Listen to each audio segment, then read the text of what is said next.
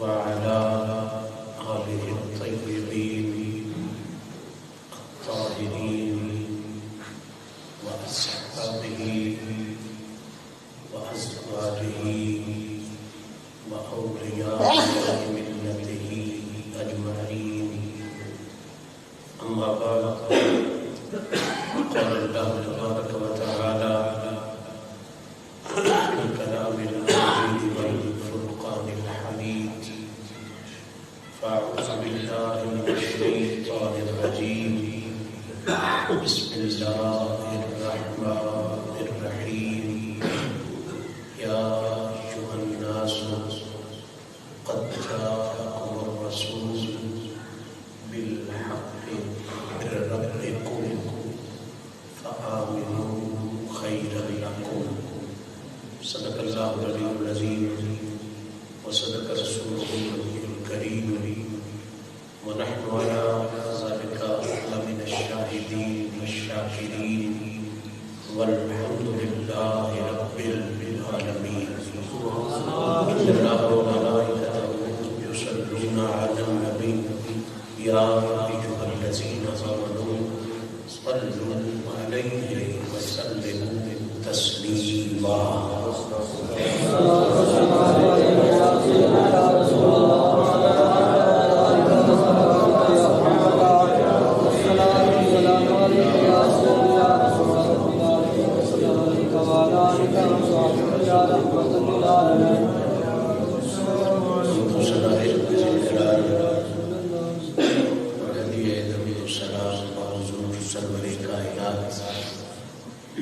فخر موجودات، شافع روز جزا، محبوب رب اللہ جناب محمد مصطفیٰ صلی اللہ تعالی علیہ وآلہ وصحبہ وسلم پیش کرنے کے بعد آج کی یہ فلماب تقریر جو آستان عظمت نشان آستان عالیہ شہاباد شریف پر جمعہ شریف کے پاکیزہ دن میں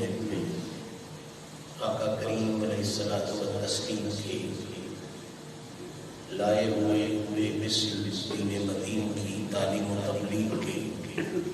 خوبصورت حوالے سے انعقاد پذیر ہے. بندہ عاجز اور آپ سب کی یقیناً بے حد درجہ خوش بختی اور خوش نصیبی ہے کہ کریم رب نے ایک مرتبہ پھر ہمیں اس پاکیزہ ماحول میں پاکیزہ نشست میں حاضر ہونے کی توفیق نصیب فرمائے. دعا رب العزت اپنے محبوب پاک کی عزت مقصد کا ہماری اس پاکیزانہ حاضری کو شرف قبولیت عطا فرمائے. میرا مہربان رب ہمیں دین مدین کی تعلیم و تبلیغ کرنے، سننے اور اس پر خلوص اور الہیت کے ساتھ عمل کرنے کی توفیق نصیب فرمائے. معزز سامعین، بحمداللہ جس سلسلہ گفتگو کے حوالے سے ہماری نشستوں کا سلسلہ جاری ہے، وہ سلسلہ گفتگو مستقل آنے والے دوستوں کے ذہنوں میں تو یقیناً موجود ہوگا جو آج حاضری کا شرف حاصل کر رہے ہیں. ان کے ذہنوں میں اتنا پیغام دے کہ اپنی معلومات عرض کرنا چاہتا ہوں. پچھلے غالباً 3 ماہ سے جس موضوع کے حوالے سے ہماری گفتگو کا سلسلہ جاری ہے، وہ موضوع یہ ہے کہ قرآن مجید فرقان حمید کی آیات بینات اور بالخصوص سورہ مبارکہ کی سورہ مبارکہ نساء کی آیت نمبر 170 اس کے لفظوں کی روشنی میں آقا کریم کے بے مثل قصیدے کیا ہیں اور ان قصیدوں کے حوالے سے ہم ولیوں کے غلاموں سنیوں کے عقیدہ کیا ہے. الحمدللہ یا ایھا الناس کے حوالے سے ہم نے آقا کی بارگاہ میں سلام پیش کی. پھر لفظ قد کے حوالے سے نوکری پیش کرنے کا شرف حاصل ہوا، پھر جاہ کے حوالے سے حضور کی عزتوں کے ترانے پڑھنے کا شرف حاصل ہوا، پھر قوم کی روشنی میں ہم نے آقا کریم کے بہت سے قصائد، اہل سنت کے بہت سے عقائد کو سمجھنے کا شرف حاصل کیا، پھر لفظ الرسول کی روشنی میں ہم نے حضور کی بارگاہ میں ہدیہ نیاز پیش کرنے کے ساتھ حاصل کی۔ پچھلی 2 نشستوں پر ہم لفظ بالحق کی روشنی میں، جو الرسول کے بعد آتا ہے، بے کا حرف اور الحق کا لفظ، اس کی روشنی میں ہم نے اس بات کو سمجھنے کا شرف حاصل کیا کہ یہ جو بالحق کا لفظ ہے یہ کمال جامعیت کے ساتھ حضور کے اصحاب کی سچائی کو بھی بیان کر رہا ہے اور مدینے والے کی اولاد کی سچائی کو بھی بیان کر رہا ہے۔ حضور کے صحابہ پاک کی صداقتوں کا امین بھی یہی لفظ ہے، اور حضور کی اہل بیت اطہار خاندان عالی شان کی عزتوں کا امین بھی یہ لفظ ہے، کیونکہ یہ لفظ ایک اصول دے رہا ہے، ایک قانون دے رہا ہے، اور وہ قانون یہ ہے کہ جو رسول کے ساتھ ہو وہ بھی حق ہوتا ہے، اور جس کے ساتھ رسول ہو جائے وہ بھی حق ہوتا ہے۔ جن کے ساتھ رسول رہے وہ بھی حق ہے، اور جو رسول کے ساتھ ہو گئے قرآن کی روشنی میں وہ بھی حق ہے۔ رسول جن کے پاس رہے ہیں، خواہ رسول بچپن میں بھی رہے، رسول وہ نہیں ہوتا جو 40 سال کے بعد رسول بنے، رسول پہلے دن سے رسول ہوتا ہے، بلکہ رسول تو پہلے دن سے بھی پہلے کا رسول ہے۔ اور ہمارے آقا کریم صلی اللہ علیہ وسلم کی شان رسالت تو معیار یہ ہے کہ حضور اکرم صلی اللہ علیہ وسلم فرماتے ہیں کہ ابھی آدم علیہ السلام کی مٹی تخلیق نہیں ہوئی تھی کہ اللہ تعالیٰ نے میری رسالت کا تاج میرے سر پہ سجا دیا۔ سیدنا امام زین العابدین نے روایت فرمائی ہے۔ تو رسول کی شان جو بندے اس جملے کے ساتھ مقید کر دیتے ہیں کہ 40 سال کے بعد،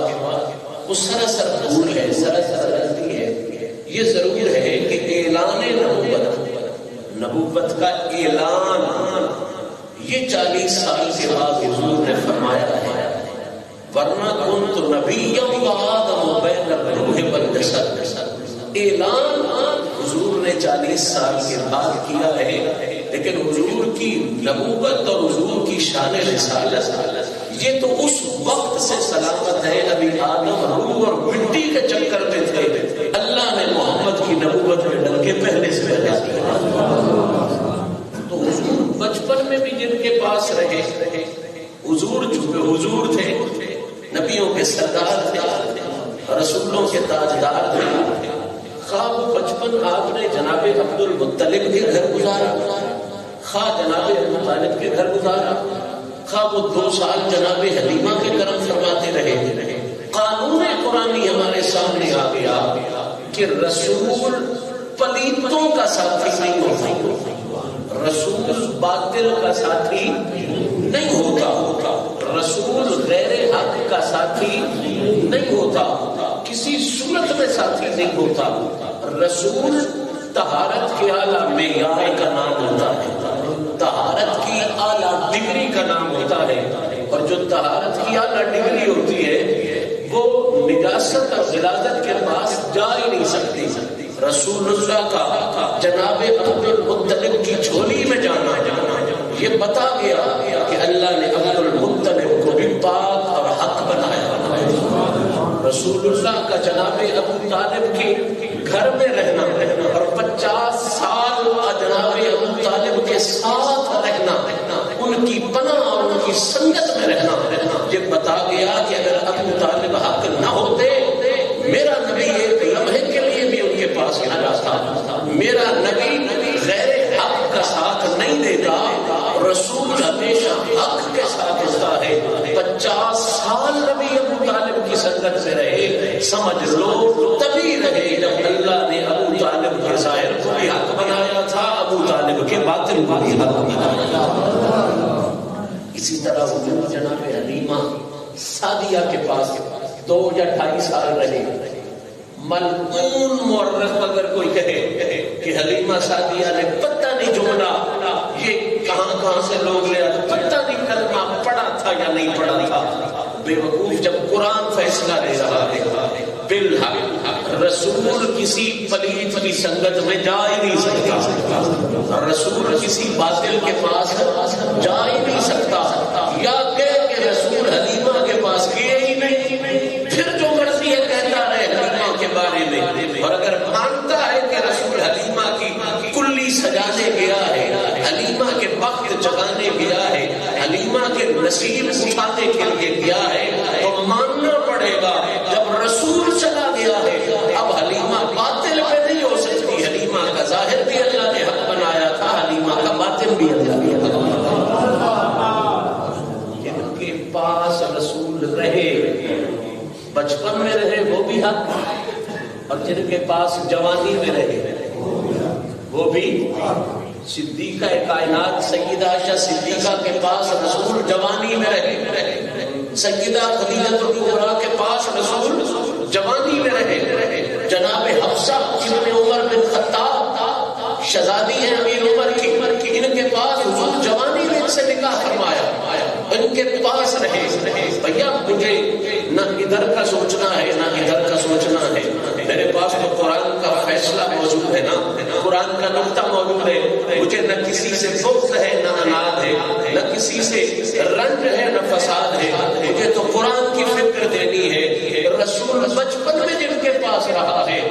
وہ بھی حق اور سچ والے لوگ ہیں، اور رسول جوانی میں شباب میں جن کے پاس رہا ہے وہ بھی ہستیاں حق اور سچ والے ہیں۔ جس طرح جناب عبد المطلب حق ہے، ابو طالب حق ہے، اسی طرح امی عائشہ صدیقہ بھی حق ہے، خدیجہ الکبریٰ بھی حق ہے، جناب حفصہ بھی حق ہے، جناب ماریہ قبطیہ بھی حق ہے، جناب زینب بھی حق ہے، اس لیے کہ رسول ان کے پاس رہا، اور جب رسول پاس ہو گیا تو پھر سمجھنے کی ضرورت ہے، پھر پوچھنے کی ضرورت نہیں ہے کہ وہ سچی تھی یا غیر سچی تھی۔ جب رسول ان کے پاس رہا ہے اور واضح ہو گیا کہ رسول ان کے پاس رہے ہیں، اپنے بھی مانتے ہیں غیر بھی مانتے ہیں، تو پھر اب تاریخ کے چکروں میں پڑھنے کی ضرورت نہیں ہے، اب قرآن فیصلے دے رہا ہے۔ رسول بچپن میں جس کے پاس رہے وہ بھی حق ہوتا ہے، رسول جوانی میں جس کے پاس رہے وہ بھی ہمیشہ کے لیے حق ہے۔ اب اگر ایک پہلو یہ ہے کہ رسول جن کے پاس رہے وہ کیا ہے؟ حق ہے، تو دوسرا پہلو بھی اتنا ہی حسین ہے، اتنا ہی خوبصورت ہے۔ رسول جن کے پاس رہے جب وہ باطل نہیں، تو جو رسول کے پاس رہے، جو رسول کے گل تو ایک ہی ہے نا، بھیا میز میرے نیڑے تے میں میز دے نیڑے، سپیکر میرے پاس ہے اور میں سپیکر کے پاس ہوں۔ جو ادھر سے دیکھے گا وہ کہے گا شاہ جی سپیکر کے پاس ہے، جو ادھر سے دیکھے گا وہ کہے گا سپیکر شاہ جی کے پاس ہے۔ کالت ہکو ہے نا، رسول کوڑ ہوئے تبھی رسول ہی کوڑ، جب بندہ رسول کوڑ ہوئے تبھی رسول ہی کوڑ۔ مقصد تو پاس ہونا ہے نا، رسول پاس آئے تو بھی حق کر دیتا ہے، بندہ رسول کے پاس چلا جائے رسول سے بھی تو جو ایک لمحہ رسول کے پاس جائے۔ صحابی کی تعریف آپ کے ذہن میں ہونی چاہیے، صحابی کسے کہتے ہیں یاد رکھیے۔ صحابی کی تعریف یہ ہے کہ جو ایک پلک جھپکنے کا ٹائم ہے، آنکھ جب جھپکنے نا، آنکھ جھپکنا ادھر کوئی دیر نہیں لگی، سیکنڈ بھی شاید پورا نہیں لگ رہا، ایک پلک جھپکنے کا ٹائم میرے نبی کے چہرے کی ایمان کے ساتھ زیارت کرنے شریعت کی نظر میں وہ صحابی کیا ہے؟ وہ ایک پلک جھپکن دا ٹائم، ادھا سیکنڈ نہیں لگتا، اک جھپکن دا ٹائم ہوتا ہے جو آدھے سیکنڈ کے لیے یا سیکنڈ کے لیے حضور کے چہرے کی زیارت کرے ایمان کے ساتھ، پھر اسی ایمان پر رہے، یہ شرط کے ساتھ پھر اسی ایمان پر رہے مرتے دم تک، چاہے جب اس نے ایک لمحہ دیکھی ہے، ایک سیکنڈ کا کچھ حصہ اس نے حضور کی زیارت کی ہے، ایمان کے ساتھ کی ہے، تو وہ کیا ہو گیا کہ مطلب صحابی۔ اور صحابی کے بارے میں اللہ کا وعدہ کیا ہے؟ وَكُلًّا وَعَدَ اللَّهُ الْحُسْنَىٰ، میں رب نے رسول کو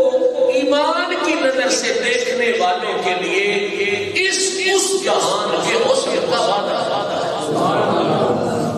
اس جہان میں سونے ہیں، حسن والے ہیں، سونے ہیں، خوبی والے ہیں۔ اللہ نے جنہ سونے نو ایک واری تک لیا، جنہ سونے نو ایک واری ایک لمحے واسطے تک لیا، حسن میرا رب دا وعدہ ہے، وہ اتھے بھی سونے، وہ اگاں بھی سونے۔ اندازہ کریں جس سونے کو ایک سیکنڈ کے لیے ایمان سے دیکھ لے تو یہ جہان بھی سونا ہو جاتا ہے، اگلا جہان بھی سونا ہو جاتا ہے۔ جس کو دیکھنے سے اتنا حسن ملتا ہے،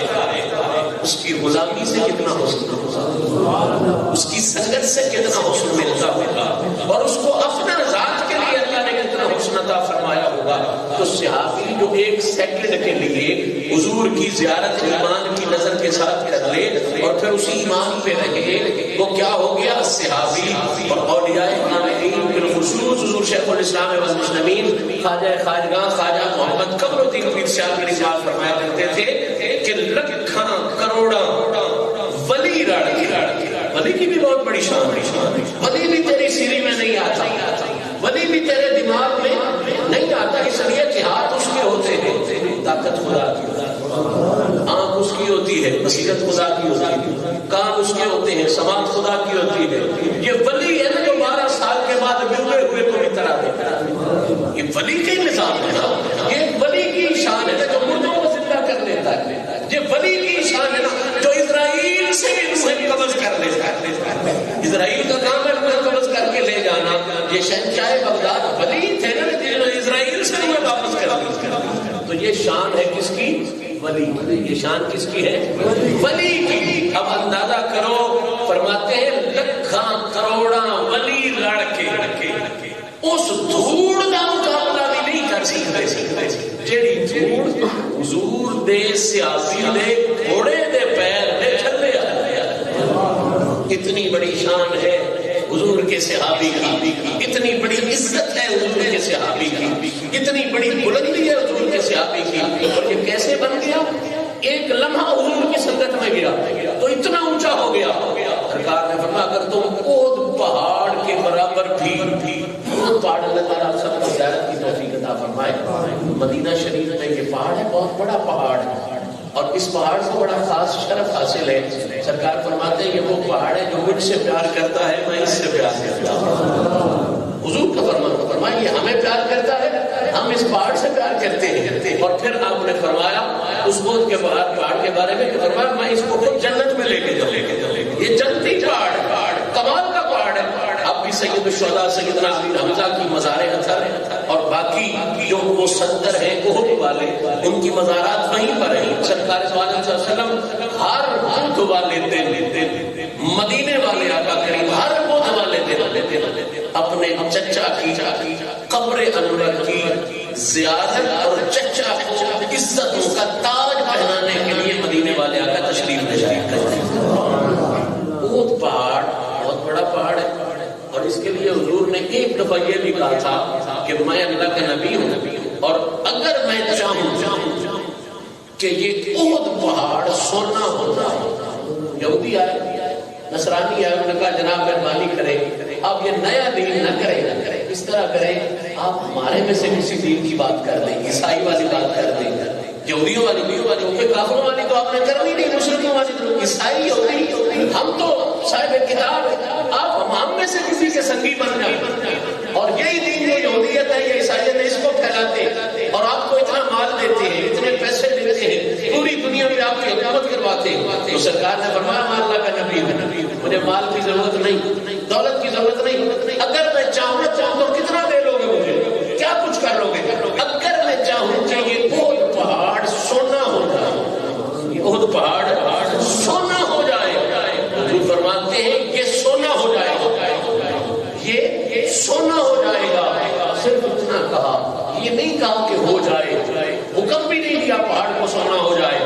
صرف کہا اگر میں چاہوں کہ یہ سونا ہو جائے، اشارہ اس طرح، تو یہ سونا ہو جائے گا۔ آج 1400 سال بعد اس حدیث کو پڑھ کے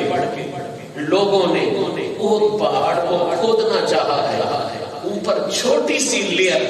چھوٹی سی تہ پتھر کی ہے، صرف نبی کے اس اشارے کی وجہ سے اندر سے سارا پہاڑ سونا ہو چکا ہے۔ ابھی انہوں نے بند کر دیا ہے کہ اس کی کھدائی نہیں کرنی، یہ سارا سونا ہے۔ حضور نے جو کہہ دیا تھا کہ یہ سارا سونا ہو جائے، اسی احد پہاڑ کے بارے میں سرکار نے صرف اشارہ کر دیا تھا، تو جو نہ کہے تو کتنا اثر ہو جاتا ہے، اگر حضور کہہ دے تو پھر کتنا اثر۔ سرکار دو عالم صلی اللہ علیہ وآلہ وسلم کی عزت و عظمت کا اندازہ کریں۔ صحابی ایک لمحے کے لیے اس کا حضور کی زیارت کرنے کی وجہ سے اتنا اونچا ہو جاتا ہے۔ حضور فرماتے ہیں اس کو پہاڑ کے برابر اگر کوئی میرا بعد والا امتی، جیسے ہم ہیں آپ ہیں، بعد والا امتی سونا صدقہ کرے، احد پہاڑ کے برابر سونا صدقہ کرے اور میرا صحابی ایک کھجور صدقہ ہے، میرا صحابی ایک کھجور صدقہ کرے تو چہرہ مصطفیٰ کی برکت یہ ہے، حضور کے حسن کی برکت یہ ہے۔ حضور فرماتے ہیں اس کا پہاڑ سونے کا صدقہ کرنا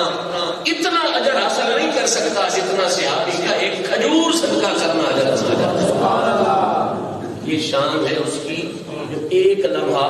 حضور کی سنگت میں بتائے، جو ایک لمحہ حضور کی سنگت میں بتائے، یہ اس کی شان ہے۔ اب آنے والا مہینہ جمادی الثانی شریف کا مہینہ ہے اور اس مہینے کو دو خاص نسبتیں حاصل ہیں۔ ایک نسبت اس مہینے کو صدیقہ کائنات سیدہ فاطمہ الزہرا کی شہادت کی نسبت حاصل ہے، اور دوسری نسبت اسے سیدنا صدیق اکبر پاک کے عرس کی نسبت حاصل ہے۔ تو یقیناً یہ موضوع بنتا ہے، اسی موضوع کی طرف میں آپ کے ذہن کو لے کے جا رہا ہوں۔ ہم لوگ جمادی الثانی کو صدیق اکبر پاک کا مہینہ کہتے ہیں، پہلے خلیفہ راشد کا مہینہ کہتے ہیں، اور اس پر انشاءاللہ مزید تفصیلی گفتگو کریں گے ہم اگلے مہینے میں۔ آج صرف اتنا یاد رکھ لیں کہ جو ایک لمحے کے لیے حضور کی سنگت میں چلا جائے وہ اتنا اونچا ہو جاتا ہے، پھر اس صدیق کی شان کیا ہوگی جس نے 63 سال محمد عربی کی سنگت، 63 سال زندگی سیدنا صدیق اکبر کی حضور کی سنگت میں گزری، حضور کی غلامی میں گزری ہے، اور یہ واحد بندہ ہے کہ جس کے بارے میں تمام اپنے بھی اور غیر مورخین بھی یہ کہنے پر، یہ لکھنے پر مجبور ہے کہ اس نے 55 سے لے کے آخری دم تک کسی ایک لمحے میں بھی مدینے والے سے بے وفائی نہیں، نکیا ہونے بھی نوکری کی تھی، چھوٹے ہوتے ہوئے یہ نصیحت ہے نا، نکیا ہونے دا بیلی۔ سیدنا صدیق اکبر کو یہ شرف حاصل ہے کہ یہ 55 سے حضور کے بیلی ہے، بالکل 55 سے حضور کے سنگی ہے، چھوٹے ہوتے ہوئے حضور کے سنگی ہے، اور حضور کی خدمت اور میت میں رہتے تھے۔ اور یہ بات تاریخ دانوں نے ثابت کی ہے کہ ابھی یہ اعلان نبوت تو خیر بہت بعد میں جا کے ہوا، حضور کے معجزات کا اظہار تو بہت بعد میں جا کے ہوا، ساری زندگی صدیق اکبر کی دوست ہونے کے باوجود بیلی ہو گیا بندہ، کوئی فری بھی ہو جاتا ہے، بیلی ہو گیا بندہ کچھ بے ادبیاں بڑے بھی ٹوٹ جاتا ہے، جگت کی دوریاں بڑے بھی ٹوٹ جاتا ہے۔ ساری زندگی صدیق اکبر 55 کا بیلی ہونے کے باوجود اس کیفیت میں گزار رہے ہیں دونوں دوست، لیکن 55 سے یہ ایسا سعادت مند دوست تھا جس نے ساری زندگی خود کو غلام سمجھا ہے، محمد عربی کو اپنا امام۔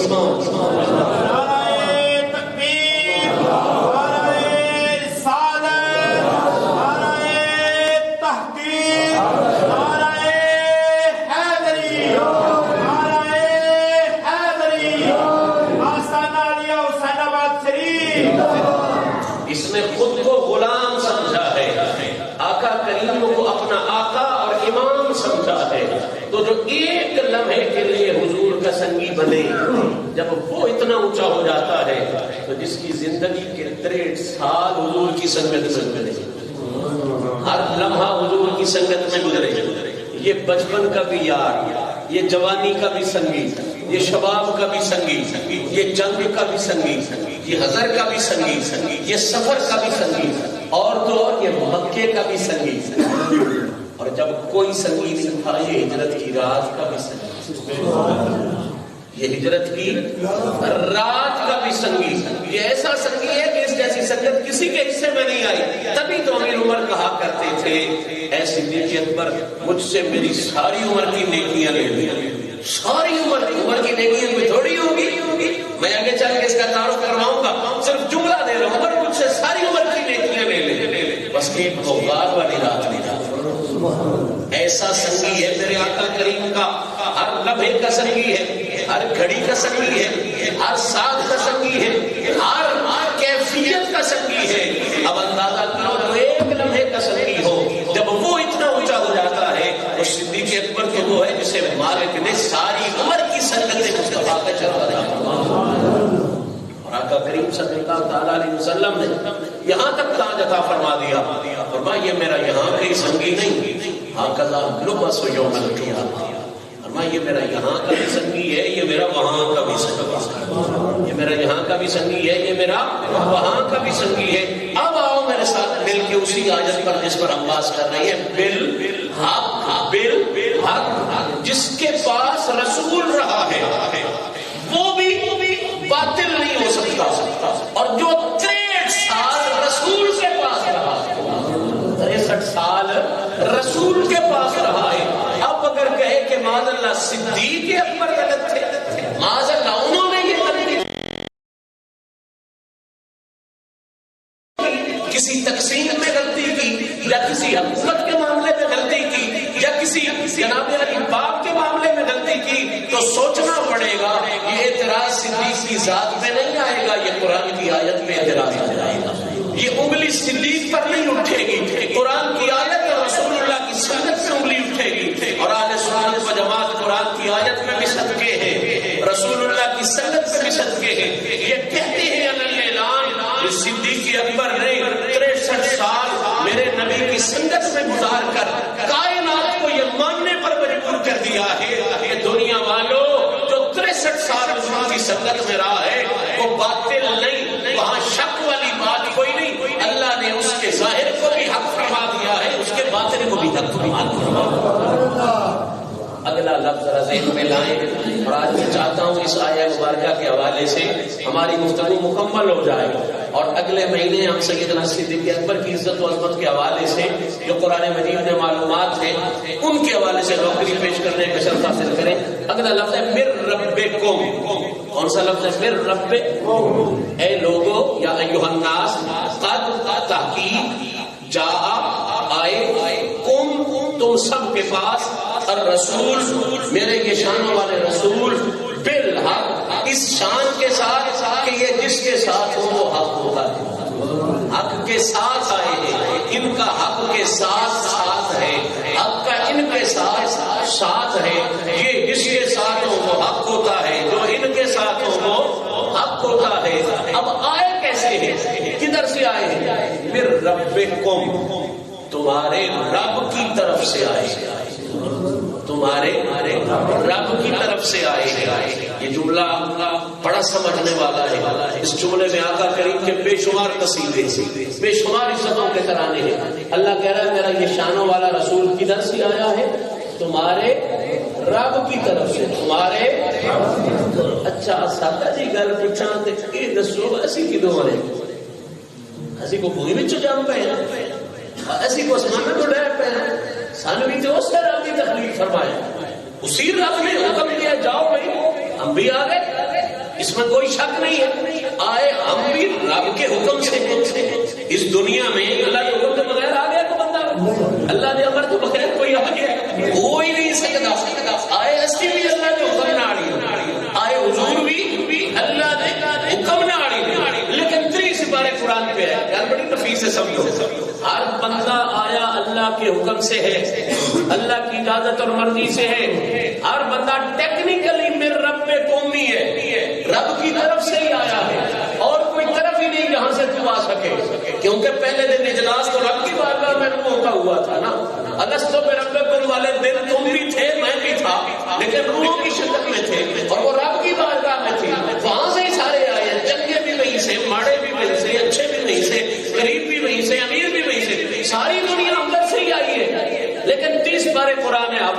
فرمائے. میں ذمہ داری سے یہ بات کہہ رہا ہوں اور یہ بات آن لائن پوری دنیا پہ جا رہی ہے. 30 پارے قرآن پڑھا ہے,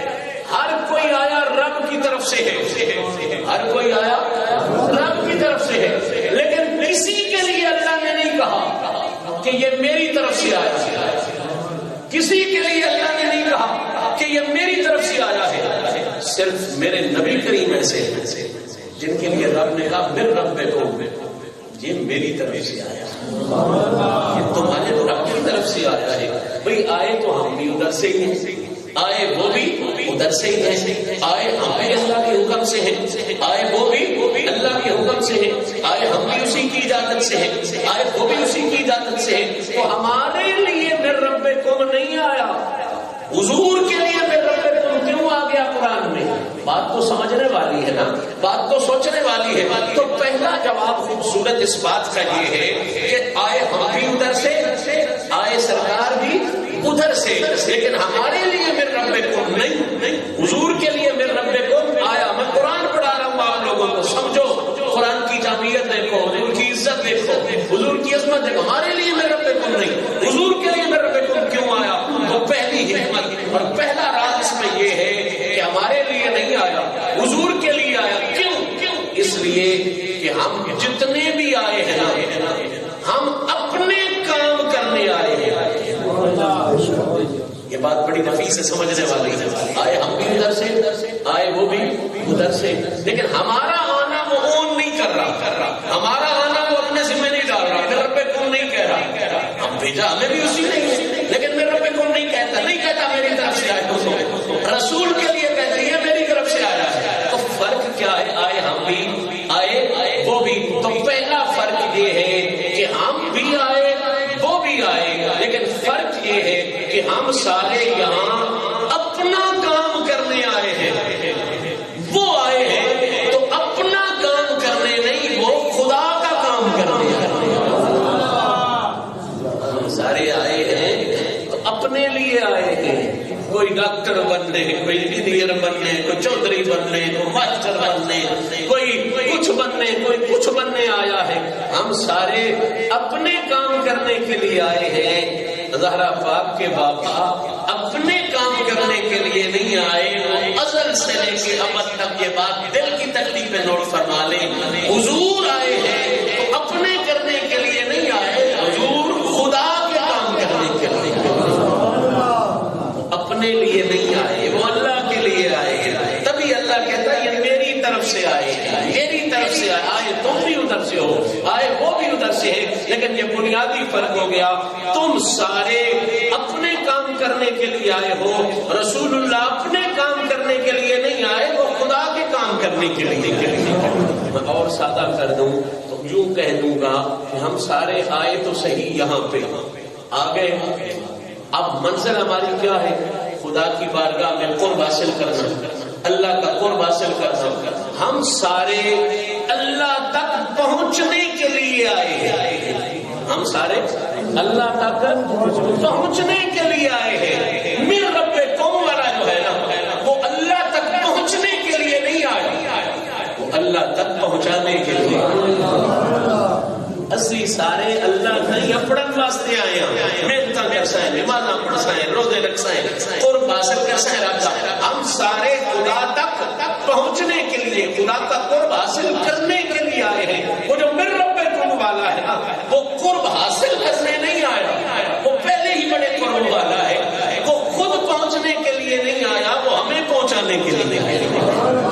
اور یہ بات آپ اچھی طرح جانتے ہو کہ پہنچنے والے کی اور حیثیت ہوتی ہے,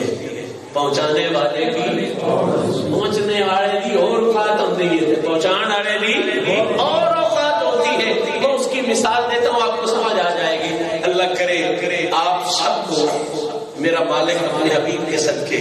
مکہ شریف, مدینہ شریف کی زیارت کی توفیق نصیب. اچھا ظاہری بات ہے, اب زیادہ تر سفر میں پہلی سفر شروع کیا تھا, لیکن پھر انہوں نے بند کر دیا. ہوائی سفر ہے, مکہ شریف جانے کے لیے, مدینہ پاک جانے کے لیے جہاز پہ جانا ہے آپ نے. اب آپ ٹکٹ خریدتے ہو, آج کل ٹکٹ ہے نہیں 70-72 ہزار روپے کے آس پاس, سے اوپر بھی ہو جاتا ہے, نیچے بھی ہو جاتا ہے. تو 70-72 ہزار روپے آپ بھرتے ہو, پھر ٹائم مقرر ہوتا ہے، آپ ایئرپورٹ پہ جاتے ہو اور وہاں جا کے آپ کے پاس وہ ٹکٹ ہوتا ہے، پھر وہ ٹکٹ دکھاتے ہو، پھر بورڈنگ کارڈ ملتا ہے، پھر آپ جا کے بڑی مشکل سے جا کے جہاز پہ سوار ہوتے ہو۔ تو جہاز میں 400 یا 500 بندہ ایسا ہے جو سوار ہو رہا ہے جہاز میں، لیکن 70,000 80,000 90,000 یا لاکھ روپیہ دے کے سوار ہو رہا ہے۔ کتنے پیسے دے کے سوار ہو رہا ہے؟ لاکھ روپیہ۔ چلو مثال کر رہے ہیں، لاکھ روپیہ دیا ہے اس نے اور وہ سوار ہو رہا ہے، اس نے جانا ہے مدینہ پاک اور پھر اس نے واپس آنا ہے۔ اس نے لاکھ روپیہ دیا اور جہاز میں سوار ہوا۔ اب وہیں جہاز پر ایک بندہ ایسا بھی سوار ہو رہا ہے، ایک بندہ ایسا بھی سوار ہو رہا ہے جو لاکھ روپیہ دے کے نہیں سوار ہو رہا، وہ جہاز والوں سے لاکھ لے کے سوار ہو رہا ہے، وہ جہاز والوں سے لاکھ لے کے پھر کا لاکھ روپیہ لے کے سوار ہو رہا ہے۔ اور بالکل سچی بات ہے، جہاز کا کپتان ہے، جہاز کو اڑانے والا ہے، جہاز کو منزل کی طرف پہنچانے والا ہے، وہ لاکھ روپیہ ایک پھیرے کا لے رہا ہے۔ اب وہاں پر میں لڑ جاؤں گی، میں کہوں بھائی اس کی بھی 2 آنکھیں، میری بھی 2 آنکھیں، وہ بھی 2 کان، میرے بھی ہوتا بھی ایڈا ہی جس ہے، میرا ادھر آپ کو 12 جس ہے، وہ بھی عام بننا، میں بھی عام بننا، میرے کو لاکھ لے کے میں پایا ہے، ان لاکھ دے کے پایا ہے۔ کچھ عقل تو کام کرو، یا میں بھی لاکھ دے ہوتے باؤ تو یا ہوتے کو بھی لاکھ لو تو ان باؤ تو بجائے اس نے جو میری گال سنو نہ لتر ملنے تو نہ میرے سرے چ مارنے پر میرا دماغ خراب ہو گیا، تیری سوچ خراب ہو گئی ہے۔ میں اگر کنے خراب ہو گئی، ہوتیاں بھی 2 اکھی، میریاں بھی 2 اکھی، ہوتے بھی 2 کان ہو، میرے بھی 2 کان ہو، وہ بھی بندہ ہے، میں بھی بندہ ہوں۔ کون لاکھ دے کے جہاز پہ باندھے ہو، میں تو لاکھ لے کے جہاز پہ باندھے ہو، ایکو آدم دی اولاد ہونا سی، ایک ہی ملک کے شہر میں آسی، سارے مسلمان کلمہ گو لا الہ الا اللہ محمد رسول اللہ ایکو جہاں جی ہاں تے یا کے موڑے میں نے بھی واپس کرو لاکھ روپیہ تے میں نے بھی اور لاکھ کوڑو دیو تے یا ہوتے کوڑو بھی لاکھ لگو یہ جیڈا جھگڑا کرسا اوڈا مریسا یہ اخیر کاری اس میں ٹوٹی تے میں انہاں تو پوچھنا ہے نا بمن بھائی تو لاکھ لے کیوں تے اون لاکھ دیندے کیوں؟ وہ بندہ جو بھی میرے ہاتھ دی ہے نا، ظاہریت جو بھی میرے ہاتھ دی ہے، تو نہ سارے جواب میں دینا جڑیاں تے مڈڑا فرق کوئی نہیں سمجھ آیا۔ اکھیوں دیاں بھی 2، کانوں تے بھی 2، زبان تے بھی ایک کے جو سودا بھی تیرے والے، پر اصلی فرق یہ ہے تو جہاز تے مدینے جان واسطے چڑھے، تو جہاز تے مدینے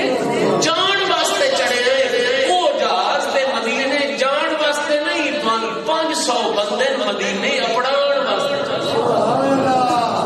تسی مدینے پہنچن واسطے چڑھے ہو، وہ پہنچن واسطے نہیں چڑھے اور تانوں پہنچان واسطے چڑھے ہیں۔ میرے ربکم کا بنیادی مطلب یہ ہے ہم سارے یہاں آئے ہیں خدا کے قرب میں جانے کے لیے، خدا کے قرب میں جانے کے لیے، اور میرے ربکم والا رسول جو ہے وہ یہاں آیا ہے ہم سب کو خدا کے قرب میں پہنچانے مڑ دیا کہ وہ بھی سٹے آتی ہے تو یہ گل تو کپتان نال نہیں پوری ہونی، کیپٹن نال پوری نہیں ہونی، جس پہ جہاز کا کپتان چلے گیا نہیں گریتا، وہ لاکھ لے کے چڑھ گئے، تو لاکھ دے کے چڑھ گئے، فرق بن گیا نا بڑا سارا، تم اپنا ناڑا تو اپنا ناڑا۔ انجی اللہ کی بارگاہ میں جان واسطے کپتان محمد عربی صلی اللہ علیہ وسلم نے حضور اپنا ناڑے نے، تو اپنا ناڑا ہے، 500 مسافر رڑ کے بھی کپتان دی ریس کر سکتا نہیں، انجی ساری مخلوق رڑ کے بھی نبیاں نے سلطان دی ریس کر سکتی۔ یا ایھا الناس قد جاءکم الرسول بالحق من ربکم، اللہ فرما رہا ہے لوگوں تمہارے پاس آیا میرا شانوں والا رسول تمہارے رب کی طرف سے۔ کہ دوجا فرق بنیادی، اور میں چاہنا کہ گفتگو آج اس آیت کے حوالے نال مکمل ہو جائے۔ میرے رب قوم مکمل نہیں ہو سکتی، فاہم خیر لکم ورادا میں تکفرون ہے، پر چلو اگلے سال میں سے گفتگو کر سیں، لیکن اس حد تک میں چاہنا کہ ایک قصیدہ جناب دے ذہن میں رب قوم کے حوالے نال آ جائے۔ اللہ تعالیٰ نے ساڈے واسطے میرے رب قوم نہیں آکھیا، حضور واسطے آکھیا میرے رب قوم، آئے اسی جو تے کول آئے حضور بھی اندر کھڑوئی ساڈے واسطے کوئی نہیں حضور واسطے کیوں پہلا فرق جناب نے زیر چاہ گیا حضور اسی سارے پہنچن آئے ہیں حضور اسی سارے اپنے کم میں آئے ہیں حضور اللہ دے کم میں آئے اسی آ کے اتنے اپنے کرنے وہ آ کے اپنے نہیں کرتے ہو ہر کام اللہ دا پکڑ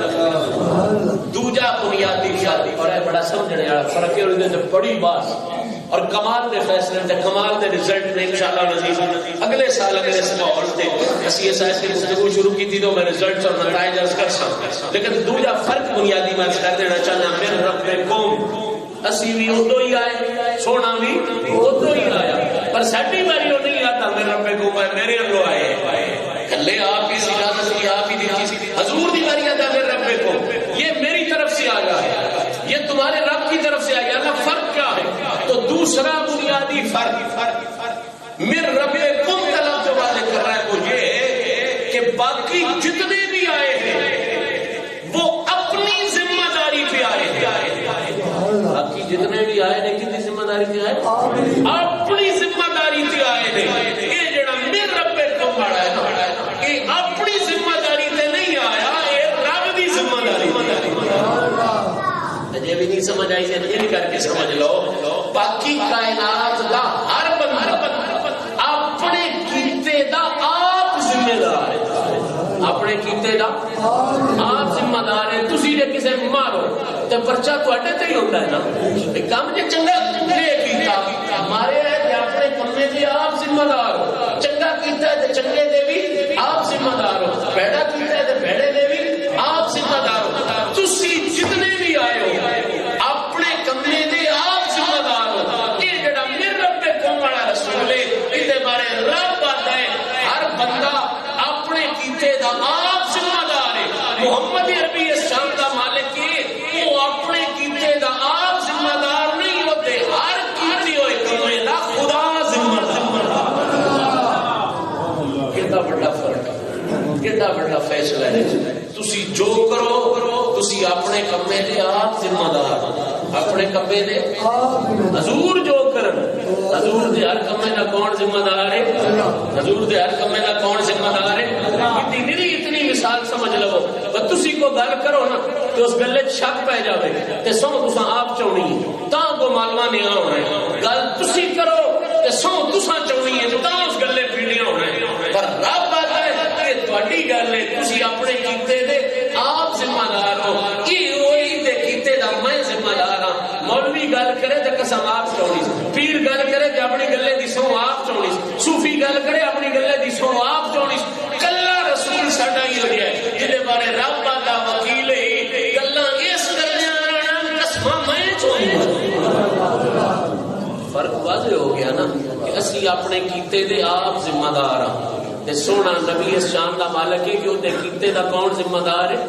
اللہ او دے کیتے دا کون ذمہ دار ہے اور ان وچ بڑے فرق نے تے بڑے حقائق نے انشاءاللہ انہاں سے بات کرساں اج دی گفتگو میں رب کو دے حوالے نال اساں دو فرق سمجھے پہلا فرق اساں یہ سمجھیا کہ اسی جتنے آئے ہیں اپنے کام کرنا آئے ہیں حضور میں رب قوم والے حضور اپنے کام کرن نہیں آئے حضور اللہ دے کام کرنا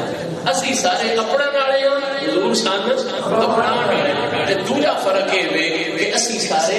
اپنی ذمہ داری پہ آئے ہیں اپنے کیتے دے آپ ذمہ دار ہیں حضور اس شان دے مالک نہیں وہ اپنے کیتے دے آپ ذمہ دار نہیں وہ گل کرن تاں بھی ذمہ داری رب چا لیندا ہے وہ بیٹھ چکرن کسے دی تاں بھی ذمہ داری رب چا لیندا ہے اور تے اور تماشا ہو گیا اور روڑے چمارن کسے دی تاں بھی ذمہ داری رب ہی چا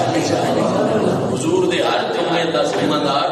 اللہ اللہ دے بہت سارے نتائج نے انہوں نے گفتگو انشاءاللہ پھر کرسا ہے اللہ تعالیٰ تہاڈی میری حاضری و شرف قبولیت عطا فرمائے میں جڑیاں گلاں کیتیاں انسان اندر تے بہت ساری غلطیاں کیتیاں اس مالک معافی نصیب فرمائے آخر دعوانا الحمدللہ رب العالمین اور جڑا سی سبق پہ پڑھ دے ہاں فقہ دا اودے بھی دو جملے یاد کر لو میں عرض کیتا ہا کہ پلیتی دیاں دو بڑیاں قسماں ایک اندر دی پلیتی تے ایک باہر دی پلیتی تے اندر دی پلیتی کائیں نہ دور ہونی ہوندی ہے تھوڑی بول رہے ہو کیوں نہ گلاں اندر دی پلیتی کائیں نہ دور ہونی ہوندی ہے قلبے نال ایمان نال بزرگ پرانے اندر تے میں سب کا کر چھڑ دیتا سمجھان واسطے اندر دی پلیتی کائیں نہ دور ہونی ہے کائنات دور ہونی ہے باہر دی بلندی کائنات دور ہونی ہے پانی نہیں نال ہونی ہے بھائی با ساڈا واسلی جڑا ماشاءاللہ مسیحی یعنی عیسیٰ علیہ السلام دے دین تے آئی مسیح آئی عیسائی آئی اسلام قبول کیتا ہے تے کوئی سبق تواڈے نال بڑا پکڑی بیٹھا وہ میں دس دن بعد والی بلندی پانی نال ہے دور گئی تے پانی